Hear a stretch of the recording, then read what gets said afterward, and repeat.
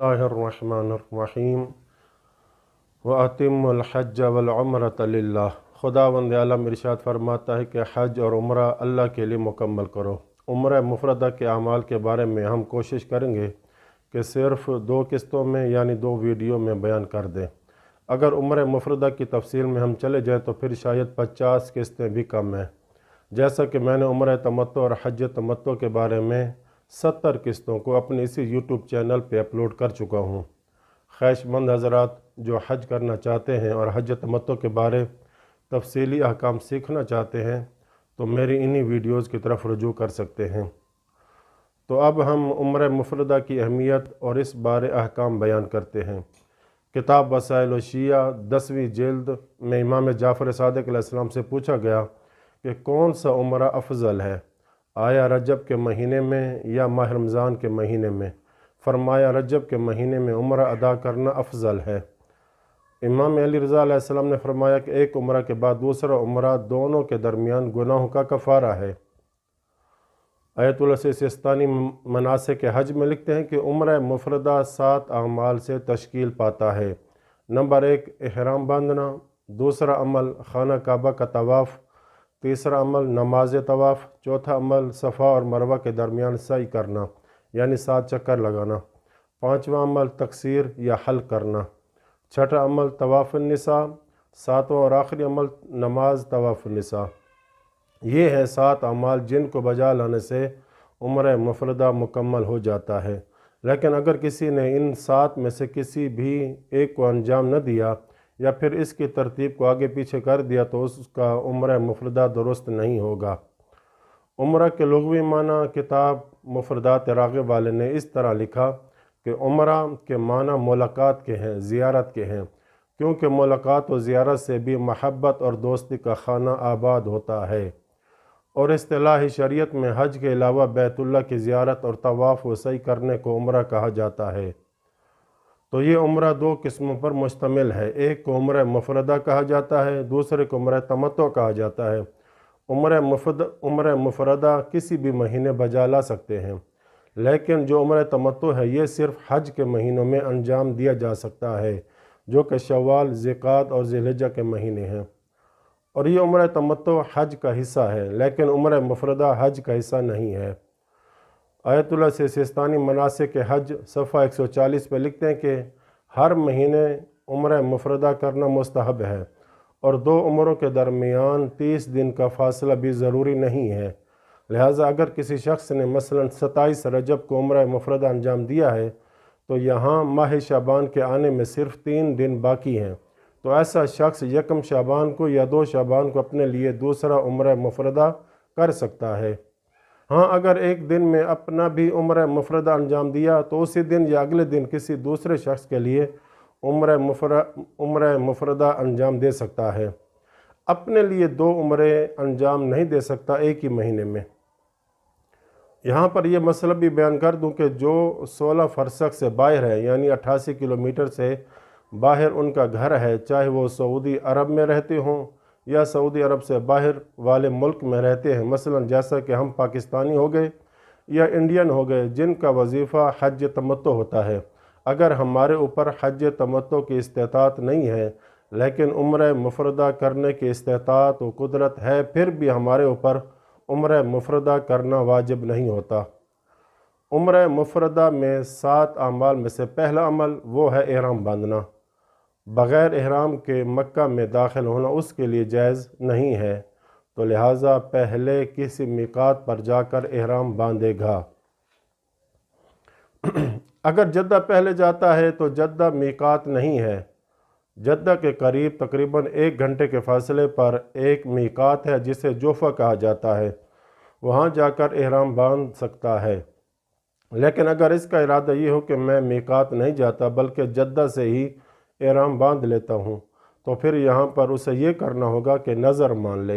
वो इस तरह के कहेगा लिल्लाहि अलैया अन उहरिम मिन जद्दा इन वसलतुहा सालिमन, यानी अपनी उर्दू ज़बान में यूँ नज़र मानेंगे कि अल्लाह की खुशनुदी के लिए मैं ख़ुद पर लाजिम करार देता हूँ कि अगर मैं जद्दा सलामती से पहुँच गया तो वहाँ से इहराम बांधूँगा या बांधूँगी।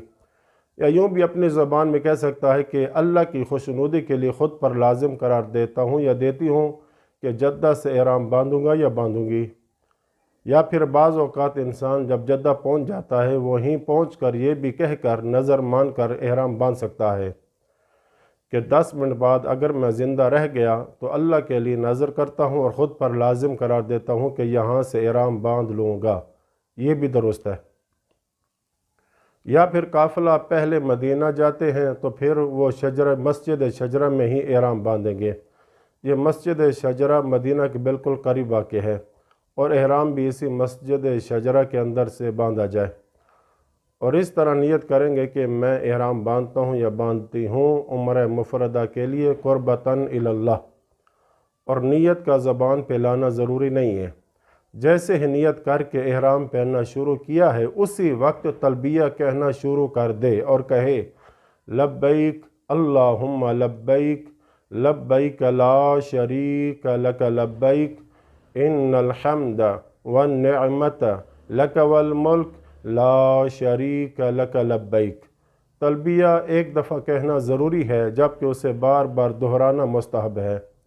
احتیاط واجب ہے کہ عمرہ مفردہ انجام دینے والے کے لیے ضروری ہے کہ اگر وہ حرم کے باہر سے داخل ہو تو حرم میں داخل ہوتے وقت تلبیہ کہنا چھوڑ دے، لیکن اگر اس نے ادنی حل سے احرام باندھا ہو تو مکہ کے گھر نظر آنے کی جگہ سے تلبیہ کہنا بند کر دے، اور احرام میں ایک لنگی اور دوسری چادر ہو، یہ مردوں کے لیے ہے، لیکن خواتین اپنے روزمرہ کے کپڑوں کو بھی احرام قرار دے سکتی ہیں، لیکن احتیاط لازم ہے کہ عورتیں ریشم کا احرام یا کپڑے نہ پہنیں۔ احرام کا کپڑا اگر نجس ہو جائے تو اسے پاک کرنا یا تبدیل کرنا احتیاط واجب ہے۔ جب آپ نے احرام پہن لیا تو اب محرم پر 25 چیزیں حرام ہو جاتی ہیں۔ خشکی کے جانور کا شکار کرنا، دوسرا جماع کرنا، عورت کا بوسہ لینا، چوتھا عورت کو چھونا، پانچواں عورت کو دیکھنا اور چھیڑ چھاڑ کرنا، مشت زنی کرنا، عقد نکاح کرنا، خوشبو کا استعمال کرنا، مردوں کے لیے سلا ہوا لباس پہننا، سرما لگانا، آئینہ دیکھنا، مردوں کا بند جوتے یا جراب پہننا، جھوٹ بولنا، گالی دینا یا حرام و فخر و مباحات کرنا، مجادلہ کرنا یعنی کسی واقعے کے ثابت ہونے یا نہ ہونے کی خبر دینے میں اللہ کے نام کی قسم اٹھانا، جسم پر پائے جانے والے حشرات یعنی جوئیں، مچھر، چونٹی وغیرہ مارنا، زیب و زینت کرنا، بدن پر تیل ملنا، بدن کے بال صاف کرنا، مردوں کا اپنے سر ڈھانپنا، اسی طرح پانی میں سر ڈبونا جو کہ خواتین پر بھی حرام ہے۔ 20واں خواتین کا اپنے چہرے کو چھپانا۔ 21واں مردوں کا سائے کو استعمال کرنا۔ 22واں جسم سے خون نکالنا۔ 23واں ناخن کاٹنا۔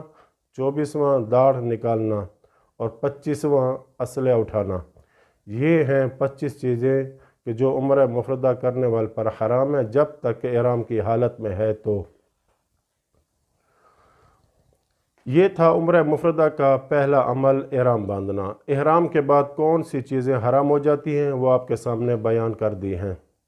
اب عمرہ مفردہ کا دوسرا عمل وہ ہے طواف کرنا، یعنی خانہ کعبہ کے ارد گرد 7 چکر لگانا۔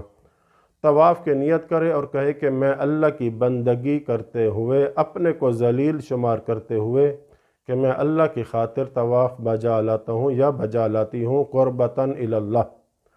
دوسری بات یہ کہ جب انسان طواف کرنا چاہتا ہے تو پہلے باوضو یا باغسل ہونا ضروری ہے، پس جان بوجھ کر یا جہالت کے سبب یا بھول کر بغیر طہارت کے طواف کر لے تو اس کا طواف صحیح نہ ہوگا۔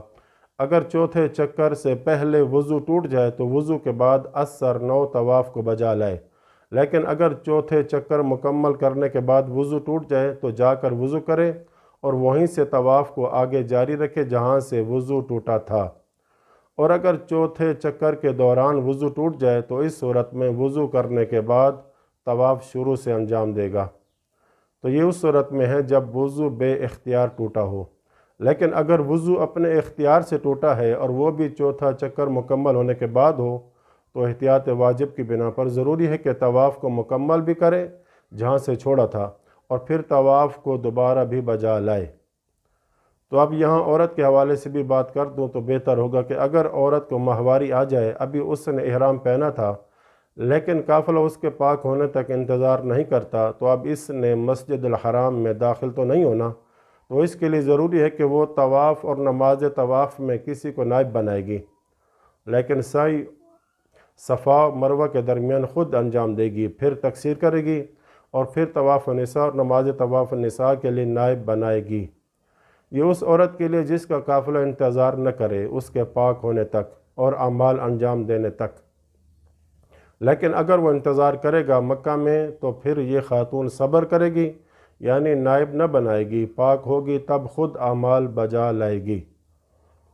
اور دوسرا مسئلہ یہ کہ دوران طواف آپ کا بایاں کندھا یہ خانہ کعبہ کی طرف رہے، لیکن اگر رش کی وجہ سے یا کسی نے پیچھے آواز دی، مڑ کر دیکھتے بھی رہے اور چلتے بھی رہے وغیرہ، تو جتنے قدم چل کر گئے ہیں اس مقدار میں واپس پیچھے آئیں اور وہیں سے دوبارہ طواف شروع کریں جہاں سے کندھا خانہ کعبہ سے ہٹا تھا۔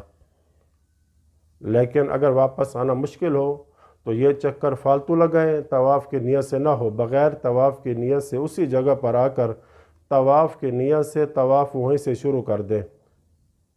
ایک اور بات یہ کہ طواف کی ابتدا حجر اسود سے ہو اور انتہا بھی حجر اسود پر ہو۔